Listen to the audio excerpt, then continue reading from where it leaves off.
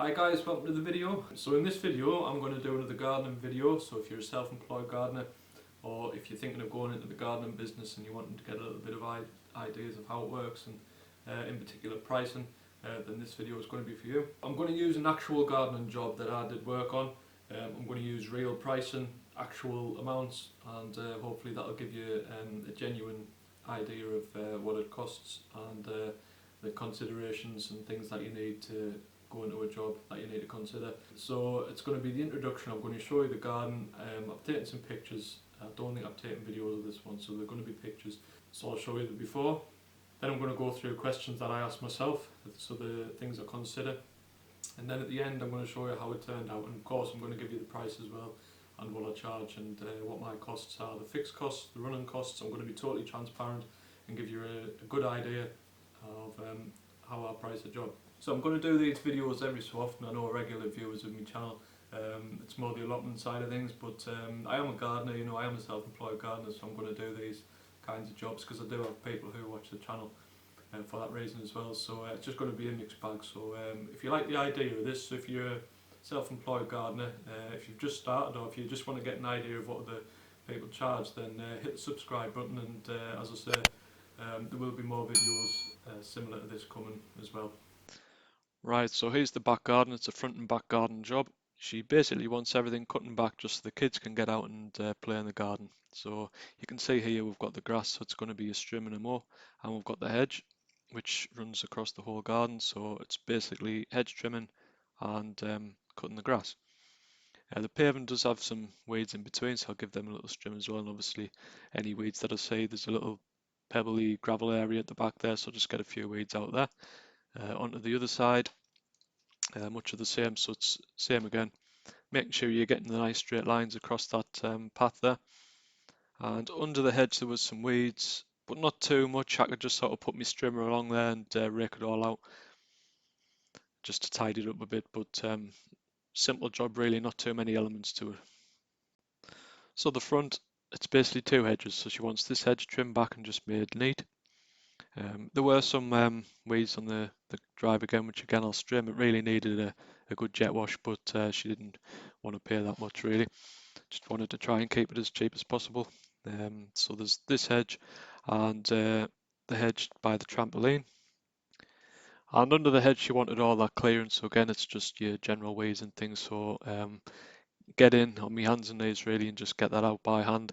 And then bits and pieces, weeds, just sort of popping up sporadically really, so I'll deal with them and leave everything looking quite neat and tidy. So I'm going to go on now just to go through the questions that I'm asking myself when I'm talking to the customer and the things that I'm considering. Right, so the first question I asked myself, and it's the most obvious one, is what does the job involve? So I've just briefly discussed it there. So it's a trimming or mow to the grass and a hedge cut, and then any weeds that I say, just get them all out. So it's a general tidy, keeping everything nice and looking smart for the customer. The second one I asked myself is how long is it going to take? So I think for this one I said approximately 3 hours. It turned out to be about 3.5 in the end, so I was roughly right. So you've got to decide, are you going to charge by the hour or are you going to charge per job? So I like to charge per job. That way the customer knows the price from the start. You're both, you know, on the same page. You know, if you take a little bit longer, you know the customer's well aware that she's not or he's not going to have to pay anymore. But also on the flip side, if you get finished a little bit quicker, then you're not having to hang around, you know. You can get off to your next job then. So the customer's not going to be thinking, well, I paid him for 4 hours here, he's only been here 3.5, you know.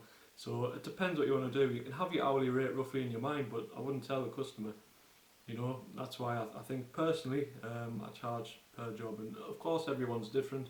Everyone has their own ways of doing things, and it's worth pointing out as well at this price.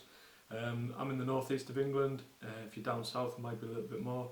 You know, if you've got staff working for you, again, it might be a little bit more. It's very personal to each individual and each business. So this is only what I do. You know, don't hammer us too much in the comments. I'm just trying to give you a bit of help and a bit of guidance. I'm new to the whole gardening thing. I mean, I've been going about 6 months now. So yeah, I'm just doing these videos just to help you, because when I started doing it myself, there weren't too many videos out there on actual pricing, you know, given genuine prices as well. I think people don't really want to disclose how much they earn. I don't really have a problem with that, you know. I'm quite up front, each to their own, isn't it? So your next question, you've got to ask yourself what you're going to need to carry out the job. So this is a standard job. Most jobs are like this. It's not going to need any specialist equipment. So it's your strimmer, your mower, you know, your brush and dust pad, all the things that you should really be carrying with you on a daily basis. The hedge trimmer, obviously for the bush or the hedge.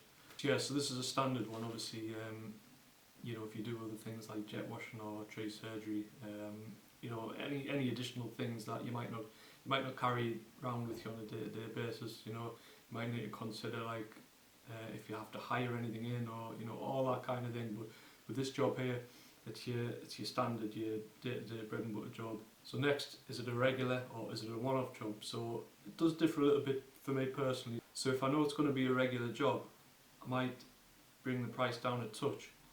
You know, if you're going to be getting regular income from them, especially if it's over winter. You know, I mean, a lot of regular maintenance jobs do stop sort of the back end of autumn.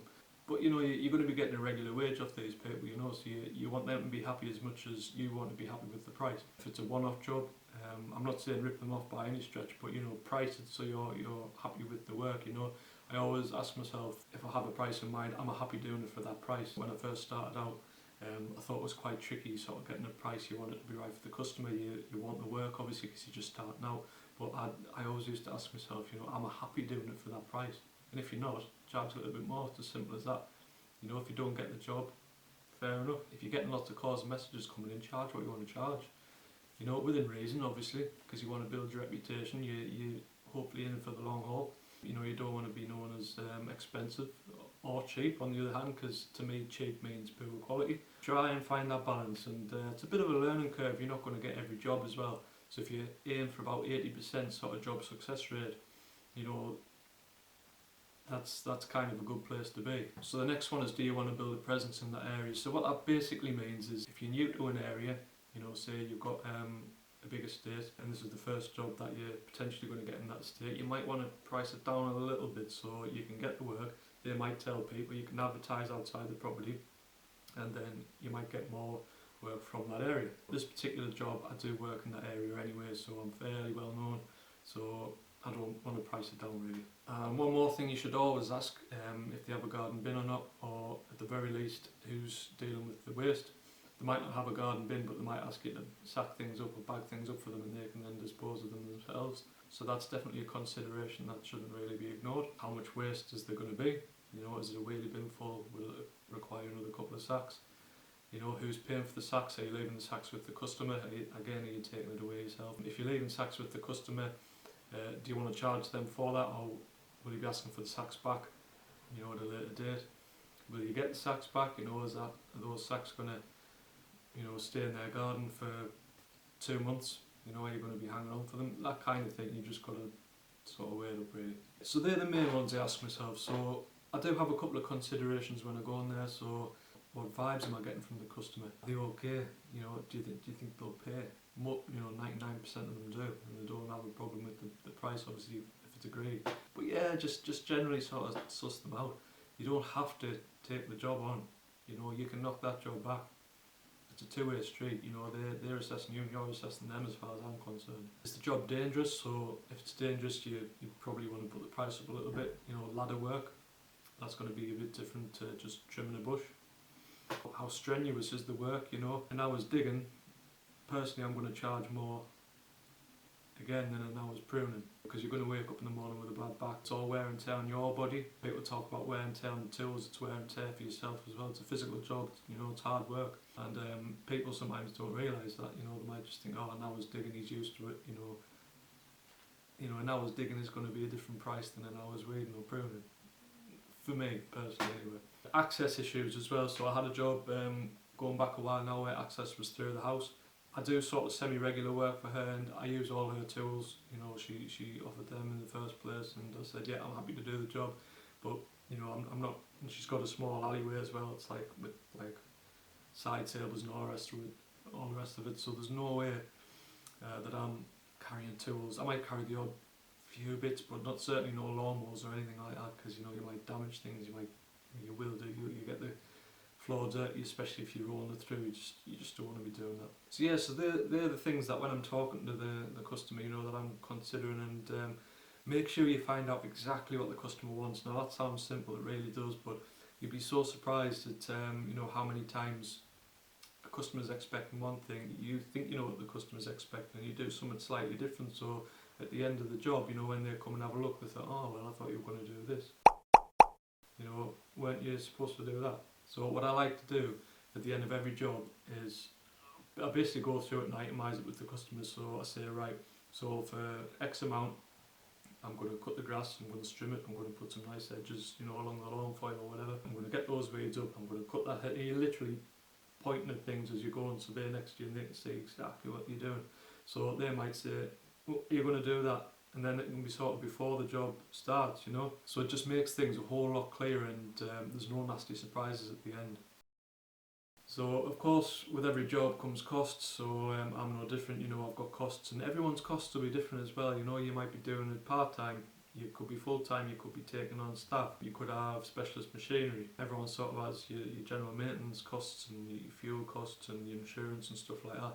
So just obviously everyone's different, so bear that in mind. So I'm going to run through my costs just to give you an actual example, but again everyone's different. You've got your fuel and travel costs. So your fuel is your van or your car, but it's also your trimmer, your hedge trimmer. I mean, I've got a battery one, but obviously there's petrol ones out there. Your lawnmower, your jet wash, whatever, so it's going to cost you fuel to do the job, whether it's travelling there or actually doing the job. And you've got the upkeep, your maintenance, so that job isn't going to cost X amount, it's not going to be clear.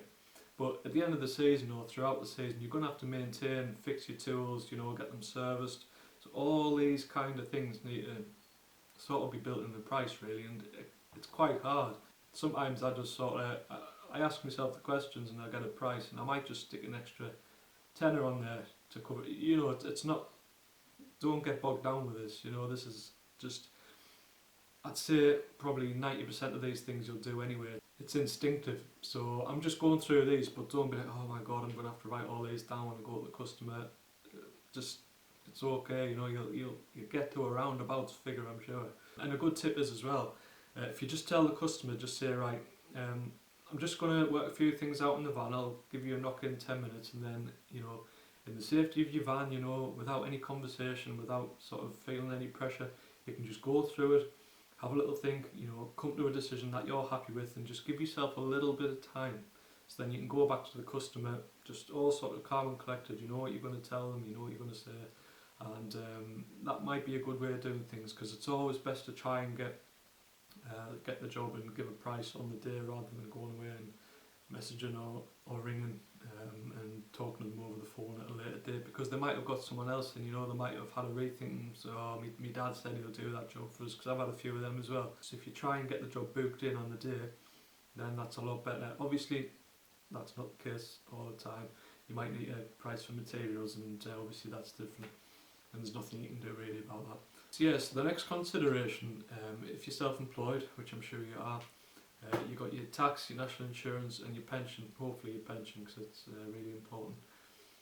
Private pension, so I'll set mine up, well, the job I did before this, I was also self-employed, so I've had a private pension that I pay into monthly anyway.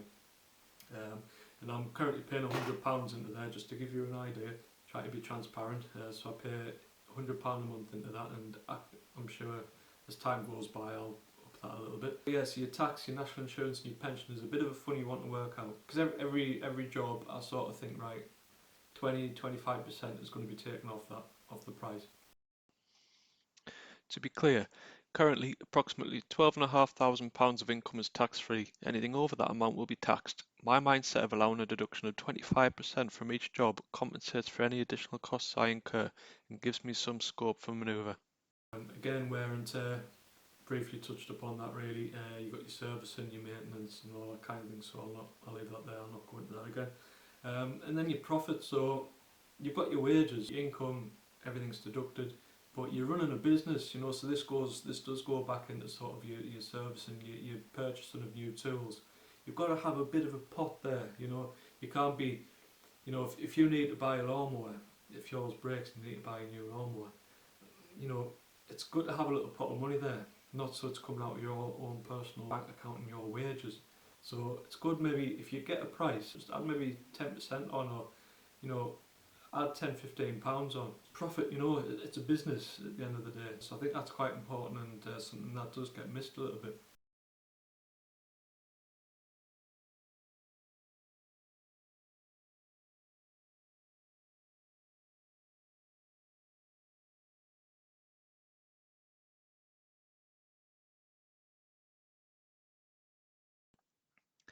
So I charged £100 for this job. The customer was more than happy with the price and the job done. It took approximately 3.5 hours, so I achieved my target of £20 per hour and allowed for deductions plus a little extra in the pot.